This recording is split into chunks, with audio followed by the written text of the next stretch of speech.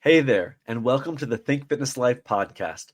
We're fueled by the incredible clients who inspire us every day, allowing us to elevate their health and fitness journeys. On this show, you'll gain valuable insights from top professionals, hear inspiring transformation stories, and discover the knowledge and motivation to create your own best life. Let's dive in.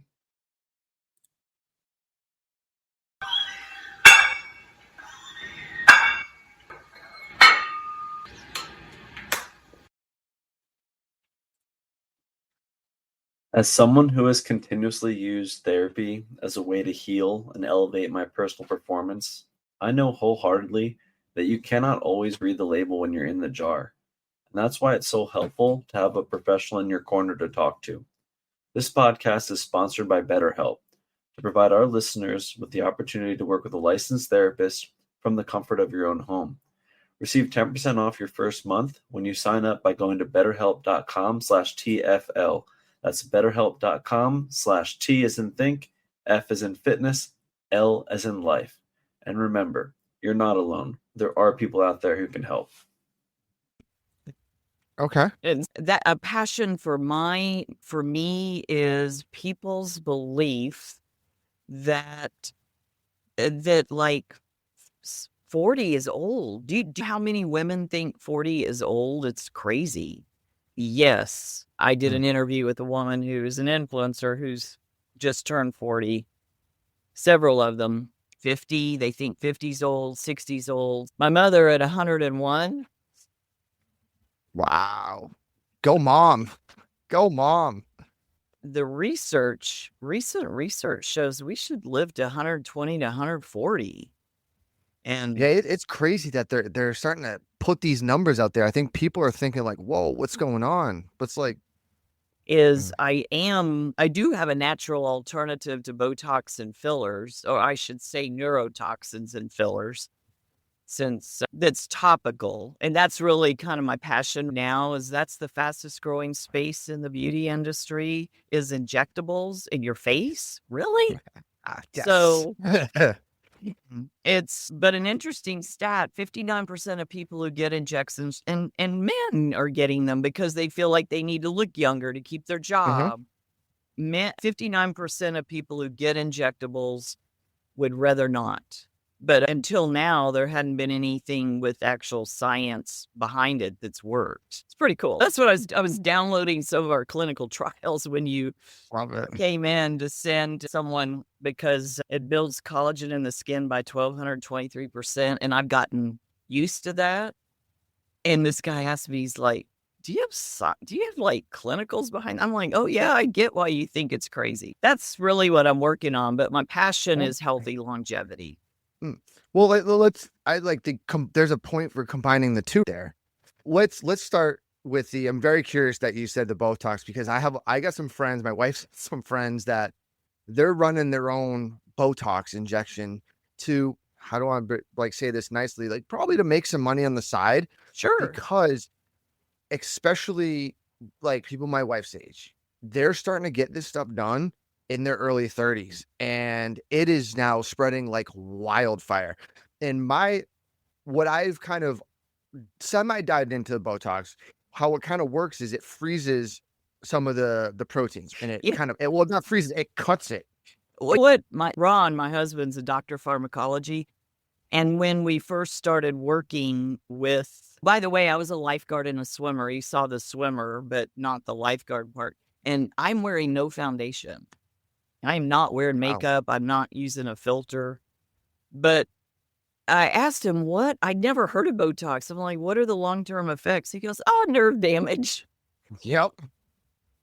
I always tell people when they get it, I'm like, this is what's happening in your cells. And they're like, no. I'm like, does it wear off after a while? And they're like, yeah, you got to go get more. I'm like, this is what's progressively going to happen. I assume because once you're on it, you always have to be on. Like, you're going to have it not regularly, but like you're going to have it long term to get the same effect, because you're going to be degrading your body. Well, the good news is I actually have a number of med spas around the country and nurse injectors that also carry this, because Botox and fillers aren't doing anything for the health of your skin. because they just freeze it. Yes. Yeah. But actually, it's kind of like they look at it like insurance, that it'll extend the life of the Botox and fillers because it's expensive.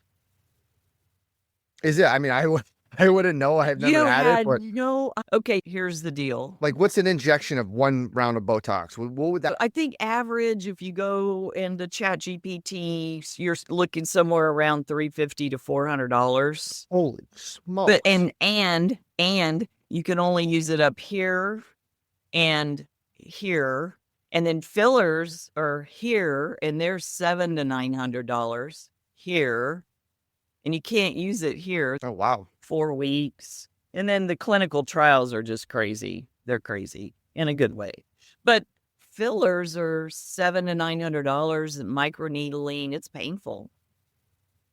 A less expensive alternative. That's something I just figured it was maybe 100, 200, but to hear like, yeah, I've always thought, because obviously Botox, if you ingest it, you're gonna die. Like, it is a neurotoxin. People don't realize, like, like, you tell people like, oh, cans and botulism. They're like, what's botulism? It's like, you ever hear of Botox? Like, welcome to it. And if that hits your stomach and in digestive tract, see you later. Yeah. It's like, why would you put that into your skin? It does baffle me. Here's what's interesting. And I love Rob, but I will say, because I did around maybe 10 years ago, Ron and I traveled to Aspen. We did a round of blood tests, but I've been studying wellness since I was 16, because when you're swimming 10 miles a day, you're tired all the time. Anyway, I love him. However, I think the problem with Botox and fillers, it's offered by doctors and nurses, and it's okay, and people don't take responsibility like you to look at what is actually happening. And the reason I say that is because he told me, he goes, your cholesterol is way too high. I went back to the naturopath I work with, and he's like, no, 20 years ago, yours was in range, but the medical profession edited the range of cholesterol. They could prescribe statins. It's like, oh yeah, that one's a funny one, because I'm in the same realm. I have high cholesterol, but well, try red rice yeast. I got mine. I don't know if you've red rice. Yes, red rice. Yes. Does that help lower? Yes. It'll manage it, and that's what I ended up doing. Well, it was interesting because what I did, I kind of did a trial. I dropped my carbohydrate intake a little bit, and it was higher fat. My LDL went up, and I was more on that. My LDL went up because I was in a more lipid transfer. Then I did the blood work. My cholesterol, my doctor was like, oh, your cholesterol is a little high. It's over 220. And then I was like, okay, I switched it. I took a lot of fat out and I switched it. I went back. My HDL went up and my LDLs dropped a little bit. Nothing what they wanted, but they were like, why did your HDLs go up? And I was like, I just changed some things in my diet. Exactly. It was like literally 2 things. And I went down a rabbit hole of like, because when someone's like, oh, you're eating too much meat, you're eating too much red meat, I was like, no, I'm going to prove that how I was eating, my body was adapting to it. Yes. And it did. And yeah. And I see you're wearing a shirt called Squattober. Yes. Have you seen the latest research? Well, because one of the things on healthy longevity, and not to be crass, but I was talking with one of my friends who's also a doctor, and we were talking about my mother, who was living alone at the time. She's like 98, and his comment to me was, yes, or maybe she was 95, I don't remember, but his comment to me was, as long as you can get up and down off the toilet by yourself, you can live alone. And that's when I embraced squats being my friend. Love it. And then I embraced looking at my future self. In other words, I was listening to a podcast this morning on discipline, and I always work with people and train them on habits, because you are a collection of the habits that you have. And my habit was I hated squats. Oh, Um, really? yes, I No, I don't did, want to hear but I that. love them now. I Good. absolutely. I embrace that my future self would love me because I love to travel. I like to experience new things, and the only way I'm gonna be able to do that with a long life, that's part of healthy longevity, is Mhm. doing squats, some lunges.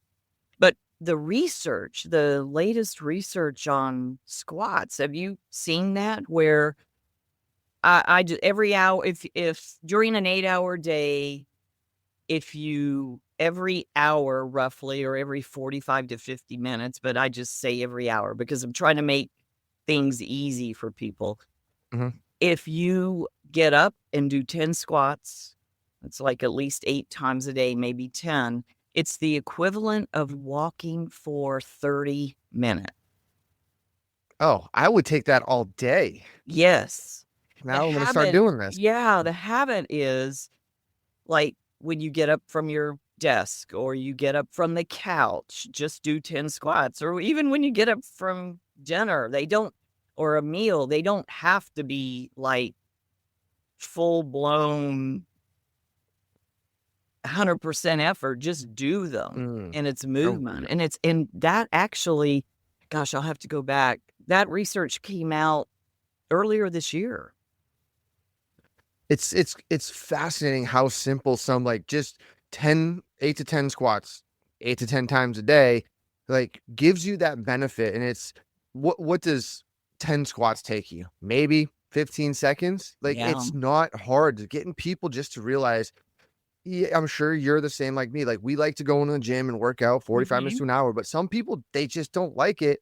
Maybe they do, but you can now take advantage of a potential 30-minute walk. Like, I'm going to start doing that even more and, like, get more benefit. Yes, and the reason that I work with people all over the world, like, sometimes I'm working with someone in Canada and it's too cold to go walk because Yeah. I'm blessed because I live in an area that's heavily wooded, and even when it's 90 degrees outside in the shade, it's not too bad. But, like, people in Canada, they can't go out. I'm like, "You can do squats, and you don't have to do a lot." I did a squat challenge recently where we built up over 5 days, we built up to 100 squats, and it was amazing how much simpler it is than you think it is. But you just have to start. That's the key. Yeah. That's it. And do you find people with behavioral, when you're coaching behavior and habits? Because that's, like, I feel like that's one of the biggest things. Is it starting, or is it once they start, can they continuously do it, like, day after day? Sometimes I get clients, they do it and they're good for like 2 or 3 days, and all of a sudden, day 4 or 5, things start to change. And they're like, I can't keep the habits. I it's interesting because for decades there's been this piece of for 21 days you develop a habit, but that's Mhm. actually not true. I mean, there probably are some things that in 21 days you could build a habit, but usually habits take longer. I think it's more awareness and tracking. It's looking at your planner. When I if you're going to track in business key metrics like activity, like reach outs, all of that, why not track your activity, your movement? Mm.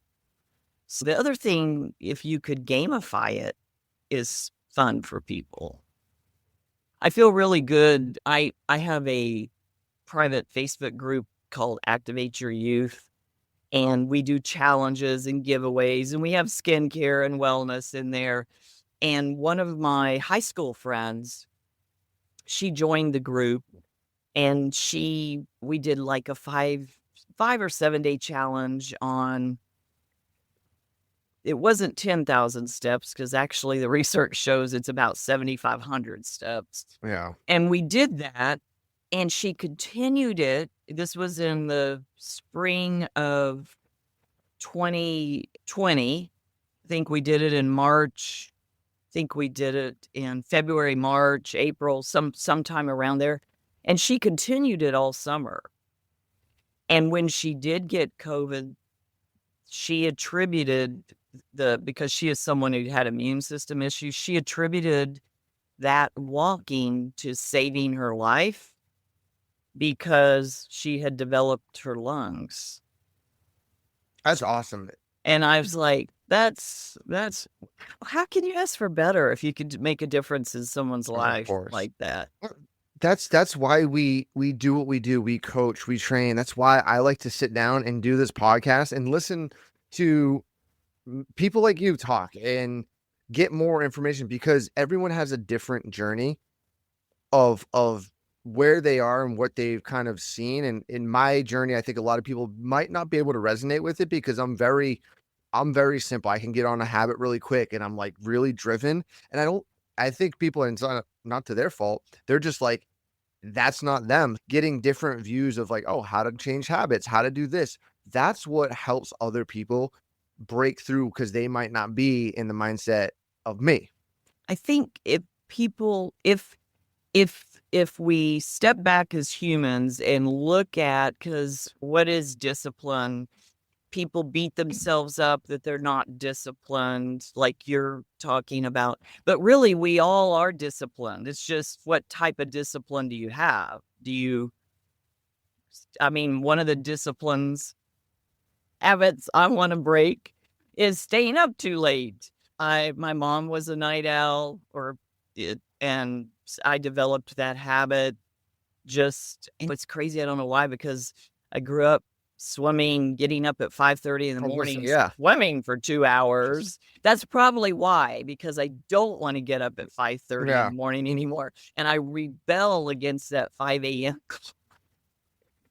I love how swimming, that's never changed. Every swimmer that I've coached, they're like, yeah, got to get up at 4:30 to be in the pool at 5. Like, it's just the lifestyle. It's crazy. I swam. They don't swim you that much anymore, but we swam 10 miles a day. And that's what started me on my journey of studying health and wellness, because when you're swimming 10 miles a day, I was 16 when I started studying health, wellness. Really, it was motivated. I wouldn't have called it health and wellness. It was motivated by, how can I have more energy? Because you're tired all the time. That's a lot. And we lifted weights. Well, you'll laugh, because we really didn't have gyms that would accommodate a whole swim team. They filled tin cans with sand, and that works. And I'm probably one of the few females that ever ran stadium steps, because I grew up in Tulsa, and we swam at the Tulsa University pool, and they had a stadium, and we ran steps up and down. Not just so you were just getting after it and just all kinds of physical culture. But that's nowadays, like, that's hearing stories like that makes me happy, but we need more of that nowadays. Now, unfortunately, that doesn't happen. Like, you just go to practice, you might do a couple things. People are like, oh, you're going to run stadiums? That's punishment. No, that's just like building a culture, and it built you to be the profession you are and interested in health, and like, you're going to take that all the way for whatever you did. Yes. I'm very grateful the way that it's funny how I ended up as a swimmer is I'm the oldest of 5 children, and my parents wanted to keep us out of trouble. They put all of us in. My brothers also played baseball, and I did ballet. They had us in all these things, but swimming kept you out of trouble because you're tired all the time. You weren't running the streets.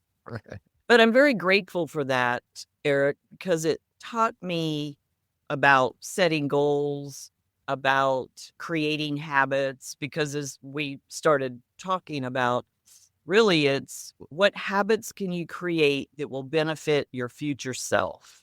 And maybe when your clients are struggling, maybe something that could help them is you're doing something today that your future self will thank you for. Yeah. because I do want to be able to get up and down off the toilet. It's like I said, when I looked at the future, I went, oh, yeah, I better start doing squats because I can see how if you lose the glute muscles, Yeah. then that takes away freedom. And that's it's a really, when I worked with Tony Robbins, it's people either move towards or away from. When you're looking at your future self, it's a lot of times, not just sometimes, a lot of times more powerful if you're moving away, you're looking at your future self and looking at your future self if you don't do what you're talking about today, and that's a moving away from piece. Like, if I don't do that, then this will happen. Okay, I want this to happen. I'm going to do this now. My future self loves me. And I actually do say that to myself sometime. My future Oh, yeah. I self mean, hey, is going to love me do you say it out loud or just in your head? out loud. Love it. But that's one where I think people, I don't know how many people, some people don't have that kind of future self look. I've said it from when I was maybe in high school and started getting into sports and stuff. I always had looked, okay, what is the future self going to look like in a month, 2 weeks, further out, further out. And sometimes when talking to people, you kind of get the gist that they're looking at their past selves or they're looking at themselves in the moment and not understanding what they're doing now, how that's going to impact them down the road. And I like that kind of that thought change of, hey, look at it as the future self. What are they going to say to you now? Because that's how people start to reframe their mind and be, oh, okay, is what I'm going to do now beneficial to support that? And I think the distinction with what you said is looking next week or looking next month is too short term. But like I'm looking at when I'm 90, I want Oh, to still be able to, like, is my example, my mother at 98 still living alone because she could. She did go, my father had a stroke, and the way my mother ended up lifting weights and exercising was because I got a personal trainer who also was a physical therapist to work with my father when they'd send him home and he could feed himself and dress himself. And oh, yeah. And my mother was supposed to do exercises with him. And I'm thinking, I know my dad, that's never going to happen. And so I took my laptop and my cell phone because my business allows me to do that, and got them a personal trainer, and he took both of them. And that was, my mother was 75, my father was 76, and that developed a 25-year habit of my mother. love it. She continued on with Love it. after my father passed away. That's when I'm saying and looking at, find people that are examples and look at that and say, I want my future self to look like that. Mm. And kind of to tie it when you said what your passion is in the beginning of kind of women's health, where do you think that idea that all of a sudden that they hit a certain, like, okay, mid-30s, 40s, all of a sudden they're like, whoa, I'm old and I'm maybe stopping to do a lot of these things and not doing the training, and like, where is that coming from? Is it culture? Where? It must be, and I will share with you that the first time, as a correlation, the first time I went to the UK was in the 90s, like early 90s, and their culture, I'll never forget, they were talking about some guy being old, and I said, well, he didn't look that old to me. Well, how old is he? He's like, oh, he's 50. I was Jeez. That's not old. Their culture looked at 50 as old. And Mm. then somewhere along the way, our culture started looking at women as old when they, probably because perimenopause and menopause is now a conversation. Uh-huh. But there's many things that you could do for yourself that allow you to live a full life to 100. Easy. In fact, as I said earlier, the research now shows 120 to 140 is going to be pretty normal with the advancements that we have. I don't know. I also wonder if it's, I'm going to say, like the social media presence and pressure that you look at a lot of these influencers, they're all young kids. And I guess once adults start phasing out of like their 20s, that it's just, there's that expectation, oh, life just changes or life stops. It's like, no, it doesn't. But people kind of get into that habit of, oh, sedentary lifestyle, or I can't do this anymore, where it's completely false. I mean, you see a bunch. I have a bunch of clients that, especially females, couple kids, they're just still cranking it out and working hard. And it's like, it doesn't stop, and it doesn't have to be this sort of, basically what people think of, like, oh, you're going to have kids, you're going to lose your body, your health is gone. Like, that doesn't exist. Like, but if you make it a culture, people buy into it and then they just assume it's going to happen. That's one thing that bothers me. It is perception. I mean, perception, the power of your mind and the power of what you tell yourself is real. It's huge.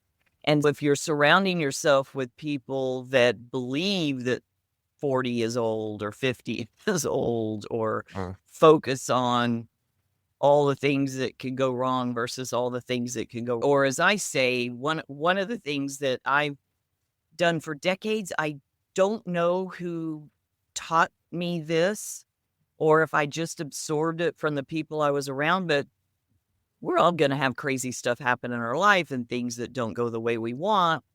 And I have a habit of just saying, okay, what's the silver lining in this cloud? And perception is everything. So much research now on the power of your thoughts, the power of what you say to yourself.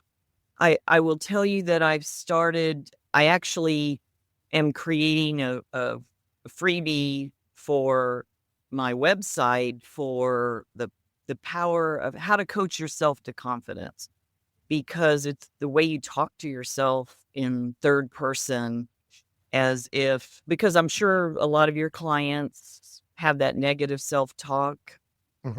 And I am, what started this was I'm writing a chapter for a book on network marketing, on direct sales. And the chapter is how to coach yourself to confidence. And that all started when I was 14. I went to the Junior Olympics. My coach couldn't go. I was the only male or female on the team that qualified. My mother took me. And it was just the coaching myself of, Leslie, you have this. Coaching yourself in third person instead of that little voice that goes, I don't know. Leslie, you got this. Swim your own race. How to do this. You've practiced this over and over. And the power of coaching yourself in third person as if you're the coach, that would help some of your clients. Because I mean, we've all done hard things, and we all have the power to do other hard things. Yeah. It's one of those where I kind of went off on a tangent there, but I love it. But that third person voice, I feel like for a lot of people, not just even fitness, or just, it might just be more that negative, like, oh, you can't do it because perception and expectations are too overwhelming. But that's where you got to really have the grit and kind of say, hey, we're going to push past that, because that voice is like, it's always going to be there. It's always in certain things, certain exercise activity. I tell my clients, like, you're going to have two voices. That's two on the shoulders. It's like, one's going to say you're going to want to stop. The other one's like, hey, you got to just keep going. Just push. For me, I do adhere to the principle of just one more. Like, if I say I'm going to do 8 reps, then I do 9. Sometimes that leads to 10 or 11. If I say I'm going to walk for 10 minutes, sometimes I'll do it for 15, just that little bit more. It's a win. I will tell you, people are having trouble going to the gym, working out, getting themselves in shape, the most powerful thing you could do for yourself is just set aside 20 minutes and do something, anything, walking, moving, dancing. I love to do yoga. I do yoga and I do weights, but not very rarely on the same day. And when I do weights, I just try to pick like 6 different exercises and do it as heavy as I can and as slow as I can for 2 minutes. Literally in 20 minutes, I can knock out a workout. Yeah, and it's simple stuff like that where I think, and people, this isn't their field. If it's not exercise science or what we do, that's why they're going to listen to this and be like, oh, I can do something in 20 minutes. Yes. It's not going to be easy. I think a lot of people think, oh, 10, 20 minutes, get it done with. No, because you and I both know if it's a 10-minute workout, those 10 minutes are going to be brutal. But that's the sort of the joy of it. You're going to do something hard and test yourself for 10 minutes. Then you're going to get sort of that kind of kickback and joy. Like, hey, I just pushed myself. That was brutal, but I did it. I'm done today. Check that off. And then you can start clicking. Okay, if I do the same thing, same intensity the next day, maybe I can add some time or whatever it is. It's like you're accepting that this is what it's going to be to drive you to be better. Yes.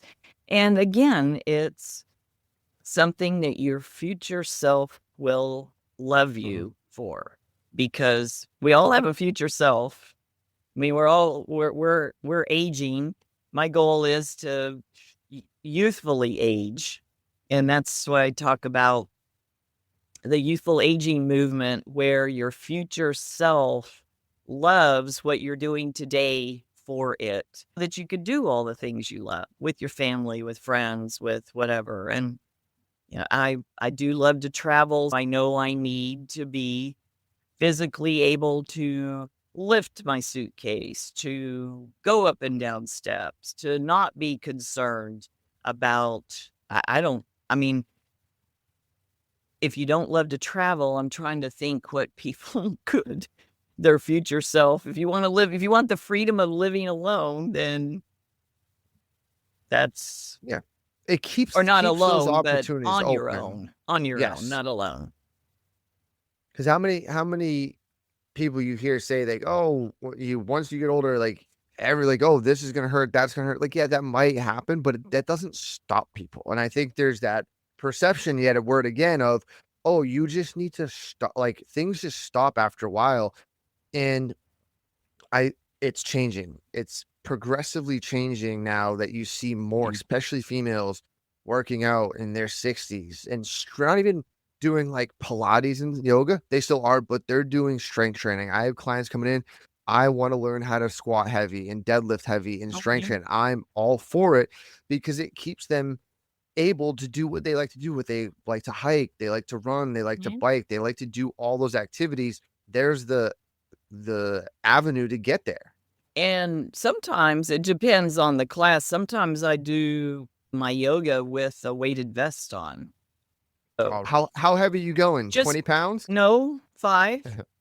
And I'm using a compression vest because a lot of those, it's interesting, the weighted vest thing, because I have scoliosis that you almost can't tell because of much practice of yoga. My future self will love me. But a lot of those vests have all the weight on the back. And I did start with a heavier vest, but then I found I was leaning forward when I was walking, and I was putting a tremendous amount of pressure on my lower back and my QLs, the erector muscles in your the ones that connect your upper body to your lower body. Yeah. And I went with a compression 5-pound that I could wear and still move, but it put enough extra stress on my bones. I think it really depends on what you're using it for. Like, I'll wear it around the house. I'll wear it to Costco. No, I mean, Costco is like 3,000 steps by itself. But you add some resistance to it, you get a little more in it, and that's the weight vests are really coming alive now. I have some of my clients, they go out in their backyard and walk laps around with the weight vest, or people have asked me, oh, what do you think about weighted vests? And 5 years ago, no one really talked about it because weighted vests were these. I got one in my gym, like the metal things that you insert, and it's just heavy. But now they're becoming more versatile. You see people walking up and down my street with them on. I'm like, oh, this is awesome, because now people are taking walking and they're going, well, I can add a little more resistance to drive a little bit more adaptation, and they like it. And this is what they're going to do. Beautiful. Yeah. It is true. And I am glad to see more women doing weights, because I saw what it did for my mom, and she didn't start weight. She always walked. She always walked 5 miles a day, 5 to 6 miles a day. But when she started doing weights, she was like 75. And Never too late to start. no, and the research shows you can build muscle in your 90s. Yep. So, And it's, well, one of my clients had this conversation. She's in her 60s and she's a female. She used to be a gymnast, but we were talking about the old school, or not like what the culture of fitness looked like for females. When you looked back through the years, it wasn't what you see now, which you see a lot of females strength training a lot, doing cross training, which is great. Though she was telling me, like, when she was in school, if you weren't doing like gymnastics or swimming, you were doing some of these classes with more like aerobics type mats or step aerobics, where it wasn't really thought of that women should be lifting weights. So it's really good to see and hear that you were doing it back then. And it's really starting to change now. Like, a lot of females are starting to take over gyms and take strength training really serious because it's beneficial. the reason I was laughing while you're talking is when I graduated from college, from university, my degree is for the petroleum industry. And I used to go to and it was all, I'm like the 5th or 6th female to get the degree that I have. And it was mostly men, clearly, that I was working with. And I would go to the gym at lunch and they all thought I was a weirdo. And I was one of the few women in the gym, but I did it because it felt good. It's something I had built that habit.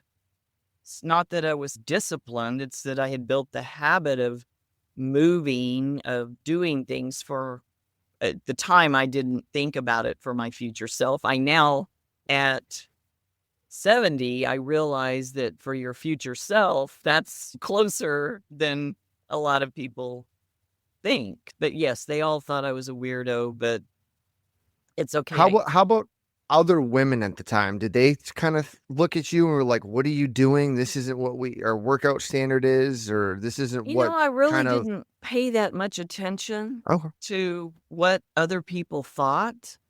Probably because I swam on the men's swim team in college because there wasn't women's swimming. I swam AAU, which was girls and boys together. All my brothers and sisters, we all swam. But really, I guess I never really thought about or cared what other people thought because it was something I had been doing for long. But I do get that when I told all my brothers and sisters that I'm going to get a personal trainer for mom and dad, they all told me I was stupid. Or no, they didn't tell me I was stupid. They said, that's a stupid idea. And I said, okay, I will pay for it. And I always laugh, Eric, because on my goal list had been to have a personal trainer. And I get the personal trainer from my mom and dad. It was like $500 a month, which when would that have been? In the 80s? Was quite a bit of money. But after the first month, it was a huge hit. My mom loved it.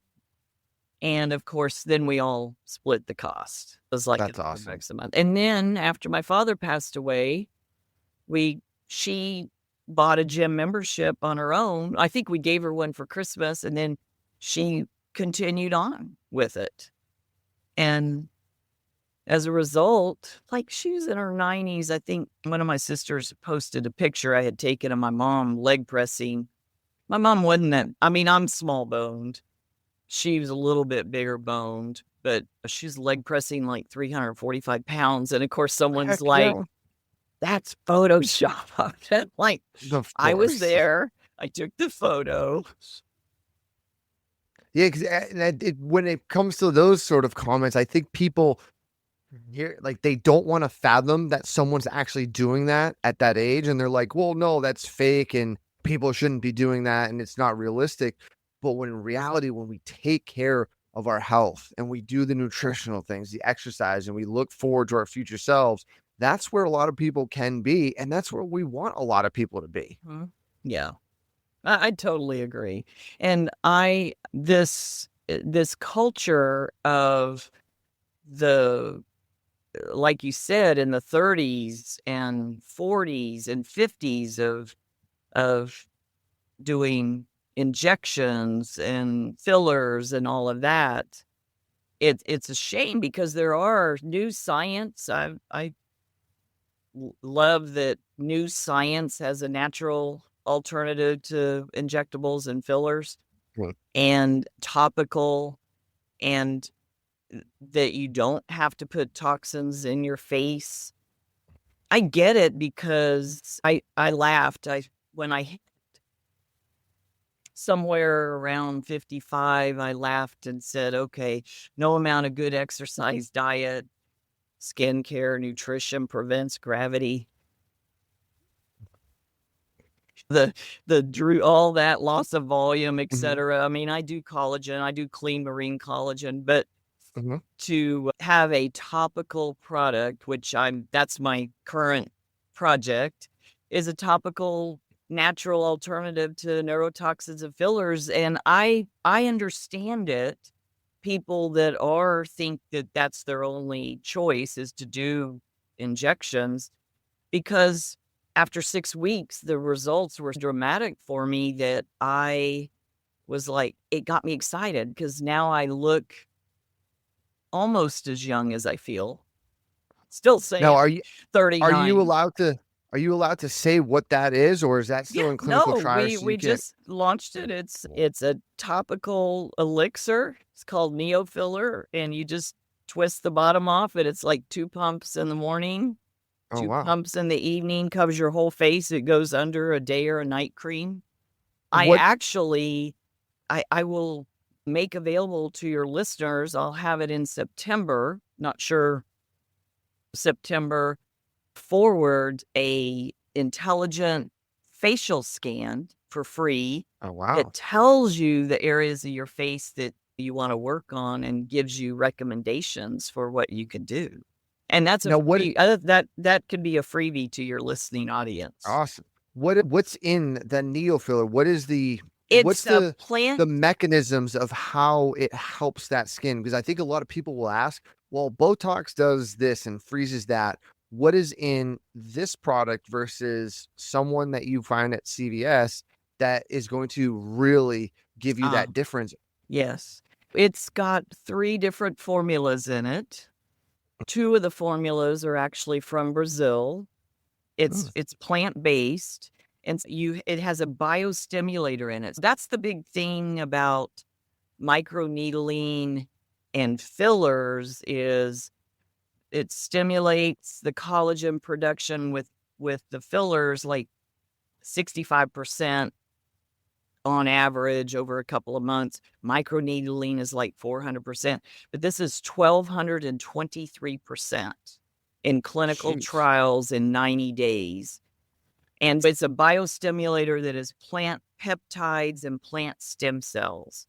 And I was thrilled, Eric, to see the research. I mean, they've done years of research because a lot of people like topical collagen, it's the molecularly, it's too large to penetrate the skin. And when they said we're working on this with plant peptides and plant stem cells, I'm thinking, yeah, because Right. really, I'm just being truthful. But the research that they've done, it molecularly, it's an elixir. It goes into the skin and Huh. stimulates the collagen production. And it is what I mean, 1200, we'll Wow. just say over 1200%. And then it also has, it's like epigenetic. Are you familiar with epigenetics? Would people Yeah. listening? I had no I am familiar with epigenetics as it goes, as it for the body, but I had never thought about it for the face. You what it does is it's like having fit skin. It activates the muscles in the face. You have 40 muscles in the face. It activates all the skin cells. It trains the skin. This is another formula to lift and fill and plump itself. So And you're really targeting those cells of the skin and that stuff where like Botox, you're just doing something. You're just cutting and freezing. Yeah, You're not activating changing. cells. Epigenetics for the skin is like if you live in Alaska and I live in Houston, I'm in a hot climate, you're in a cold climate, you have different cells in your face that are active versus me to accommodate our climate. Well, this activates all the cells. And that's why Wow. I think I showed you. I mean, that's why I got the lift here and under the eyes. That's the collagen, but it also is like, I'm about 90 days in. I'm excited to see what happens in a year. That's awesome. And then the third thing that it does is it's actually helped building fat volume in the face, that it plumps itself. I mean, I've got the third-party clinical trials. In third-party clinical trials, in 12 weeks, it's very hard to get 100% results. The scientists got 100%. Well, actually, the final formula, which incorporates all three of these discoveries, it's like a revolutionary discoveries for the skin all combined together. 100% of people in 12 weeks saw visible results. That's amazing. I mean, after hearing that, who would want to go get Botox or what's it, PRP, where they're microneedling all that stuff in? Like, painful. And it's expensive. For me, that's the other thing. It's expensive. And I thought, before obviously listening to you and hearing about that, I would always tell people, oh, go look into the microneedling PRP because it's probably more safer and you're getting platelets. But if that does that and it can activate, this is the simple answer. And it's like your skin's going to absorb what you put on it. It's going to help that, like, boom. Yes. That's what's exciting is the fact that it's helping the health of your skin. Yeah. And you heard me talk about being a swimmer as a lifeguard. I was a lifeguard because as a swimmer, that's what you do in the summer.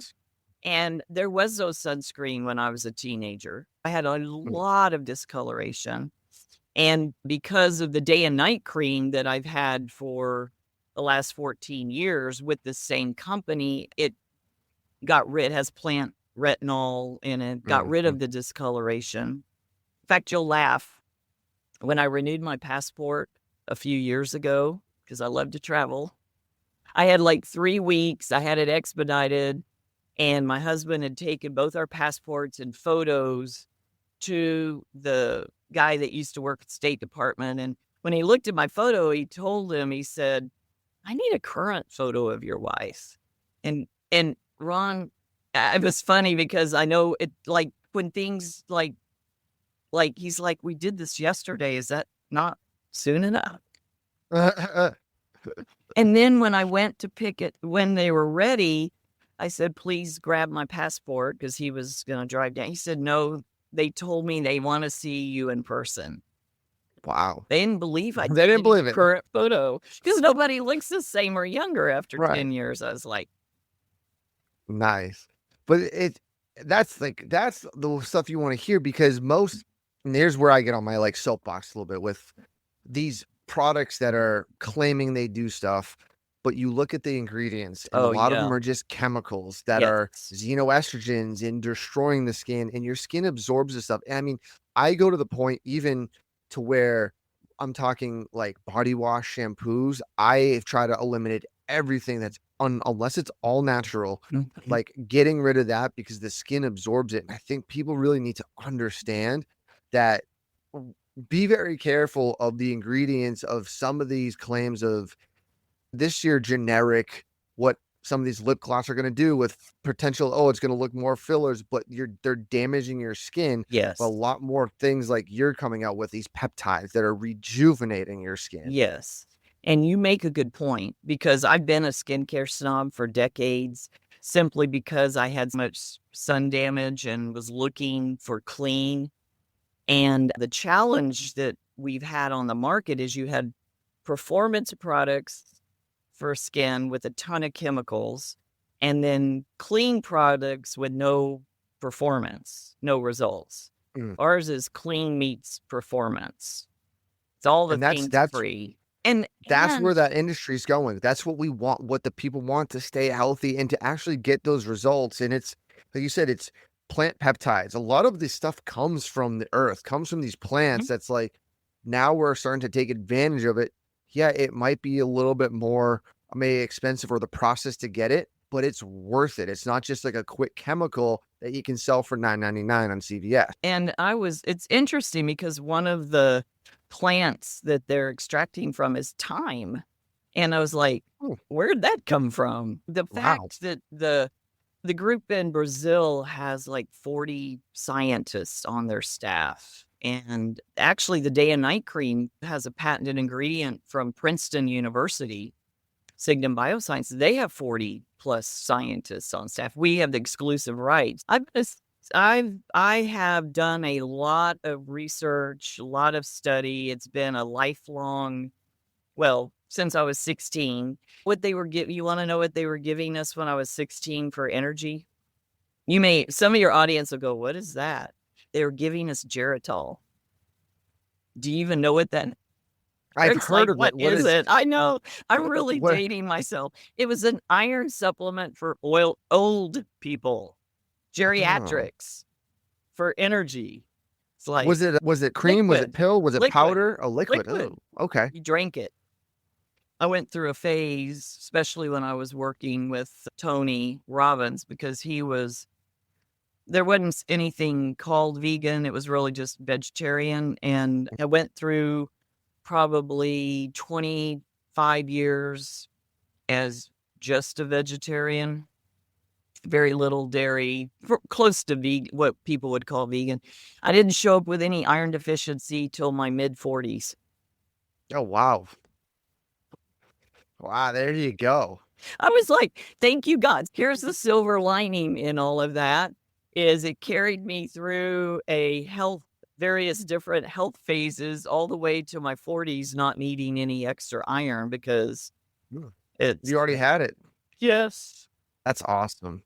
It's pretty crazy. But Well, I know we're coming up on an hour, and I always respect people's time because I never know what they have going on. Anything else we want to cover? I think we covered a lot in the hour, which is amazing. Oh, and that's good. And I love that. The most valuable would be the setting the habits, and especially understand that females and women, like, they are not old at a certain age, but looking at that. And then I really like our last conversation where we're talking instead of Botox, because I think people are going to gravitate towards that, and they're going to be like, wait a second, there's something I can do different.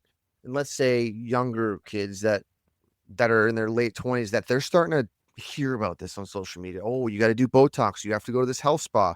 There's a natural remedy for this. And it's something you can do every day. And you don't need to just, I got to go spend money and do this and get lip filler and look like my lips are bruised, Well, etc.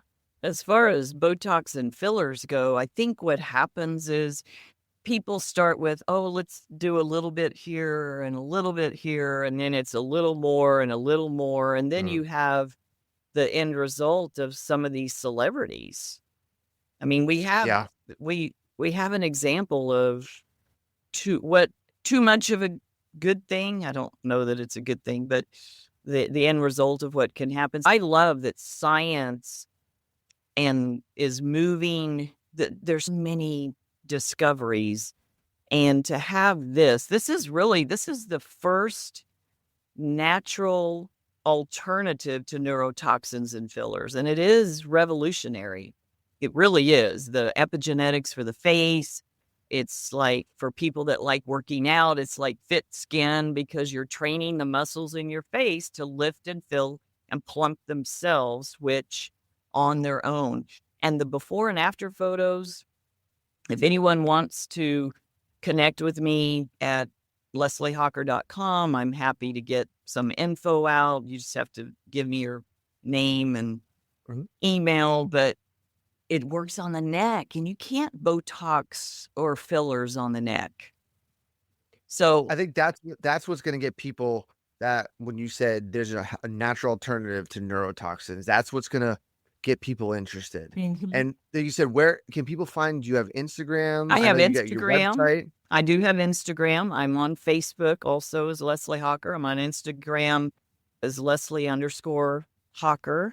And I will offer your listeners a free intelligent skin scan that allows you to see the areas.